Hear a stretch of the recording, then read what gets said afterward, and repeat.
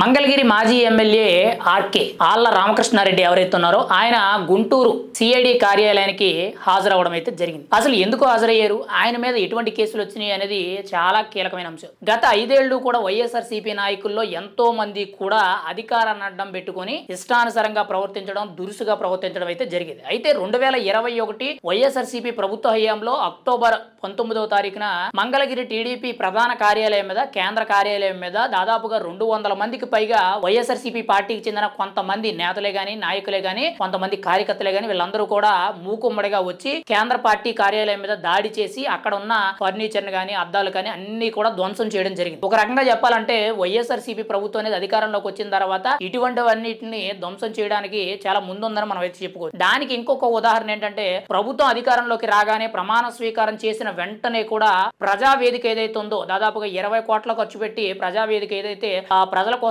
Meetings పెట్టుకోవడానికి కట్టిన ప్రజావేదిక ఏదైతే ఉందో కరకట్ట మీద ఉన్న ఆ ప్రజావేదికను కూడా వైఎస్ఆర్సీపీ ప్రభుత్వం అనేది డెమాలిషన్ చేయడం జరిగింది, అంటే కూల్చివేయడం జరిగింది. అంటే అక్కడి నుంచి మొదలు పెట్టుకొని ఎక్కడ వాళ్ళకి ఎదురు అనిపిస్తే ప్రతిసారి కూడా వాటిని కూల్చివేయడాలు అనేవి చాలా ఎక్కువగా ఉండేవి. అయితే ఈ టీడీపీ ఆఫీస్ దాడి కేసులో కూటమి ప్రభుత్వం అధికారంలోకి వచ్చిన తర్వాత ఆ టీడీపీ ఆఫీస్ కేసు ఏదైతే ఉందో దాన్ని సిఐడికి బదిలీ చేయడం జరిగింది. అప్పటి నుంచి కూడా వరుసగా అరెస్టులు అనేవి జరగడం అయితే జరుగుతుంది. అయితే మంగళగిరి మాజీ ఎమ్మెల్యే అయిన ఆళ్ల రామకృష్ణారెడ్డి ఎవరైతే ఉన్నారో ఆర్కే, ఈయన్ని ఈ కేసులో 127వ నిందితుడిగా అందులో పేరు నమోదు చేయడం జరిగింది. తాజాగా గుంటూరు సిఐడి కార్యాలయానికి ఆయన విచారణకు హాజరయ్యారు. అయితే ఆయనతో పాటు ఇంకా చాలా మంది నేతలు అయితే ఉన్నారు. కోడాల నాని గాని, పేరు నాని గాని, ఇంకోవైపు నందిగామ సురేష్, సజ్జల రామకృష్ణారెడ్డి, వల్లభనేని వంశీ, ఇలా చాలా మంది నియోజకవర్గ స్థాయిలో, ఎమ్మెల్యే స్థాయిలో, ఎంపీ స్థాయిలో, లేదంటే మంత్రి స్థాయిలో ఉన్న నేతలు కూడా టీడీపీ ఆఫీస్ పై దాడి కేసులో వీళ్ళందరూ కూడా ఉన్నారని చెప్పుకోవచ్చు. తాజాగా కొద్ది రోజుల కిందట కూడా సజ్జల రామకృష్ణారెడ్డి కూడా గుంటూరు సిఐడి కార్యాలయానికి విచారణకు రావడం జరిగింది. తాజాగా ఇప్పుడు చూసుకుంటే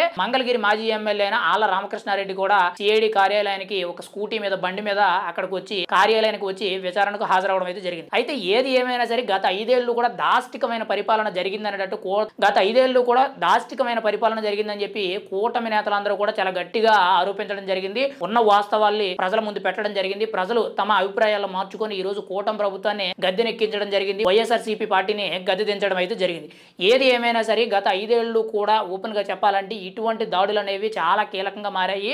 అందువల్లనే ఇప్పుడు చాలా మంది కూడా అరెస్ట్ అవుతున్నారని మనం చెప్పుకోవచ్చు. ఇదే కేసులో గతంలో కూటమి ప్రభుత్వం అధికారంలోకి వచ్చిన వెంటనే కూడా బాపట్ల ఎమ్మెల్యే అయిన నందిగామ సురేష్ ఎవరైతే ఉన్నారో మాజీ ఎంపీ నందిగామ సురేష్ ని అరెస్ట్ చేయడం జరిగింది. దాదాపుగా 3-4 నెలల పాటు కూడా జైలు జీవితాన్ని గడపడం అయితే జరిగింది. ఏది ఏమైనా సరే ఈ కేసులో ఇంకా చాలా మంది కూడా ఉన్నారు. ఆళ్ల రామకృష్ణారెడ్డి గాని, సజ్జల రామకృష్ణారెడ్డి గాని, పేరు నాని గాని, కోడల నాని గాని, అంబటి రాంబాబు గాని, దేవినేని అవినాష్ గాని, నందిగామ సురేష్ గాని, వల్లభనేని వంశీ గాని, ఇలా చాలా మంది కీలక నేతలు ఉన్నారు. వాళ్ళతో పాటు వాళ్ళ కింద ఉన్న అనుచరులు, కార్యకర్తలు వీళ్ళందరూ కూడా టీడీపీ ఆఫీస్ పై దాడి చేయడం జరిగింది. కేవలం కేంద్ర కార్యాలయమైన టీడీపీ మెయిన్ ఆఫీస్ మీదే కాకుండా నియోజకవర్గాల్లో ఉన్న ఆఫీసుల మీద కూడా దాడి చేయడం అయితే జరిగింది. ఇవన్నీ కూడా కేసులు నమోదైనాయి. మరి వీటిల్లో ఎంతమంది అరెస్ట్ అవుతారు, ఇంకా ముందు ఈ కేసు అనేది ఎంత లోతుకెళ్తుందని మనమే చూడాలి. అయితే ఈ గత 2 వారాలుగా చూసుకుంటే ఈ కేసుని సిఐడి అండర్ లోకి తీసుకోవడం జరిగింది. సిఐడి ప్రత్యేకించి కూడా దీన్ని పూర్తి స్థాయిలో విచారణ జరిపించడం జరుగుతుంది. ఆ నేపథ్యంలోనే మంగళగిరి మాజీ ఎమ్మెల్యే విచారణకు హాజరవడం జరిగింది. సజ్జల రామకృష్ణారెడ్డి కూడా విచారణకు హాజరవడం జరిగింది. మరి కొద్ది రోజుల్లోనే అరెస్టులు ఉండబోతున్నాయి, జూన్ నెలలో అరెస్టులు ఉండబోతున్నాయి అని చెప్పి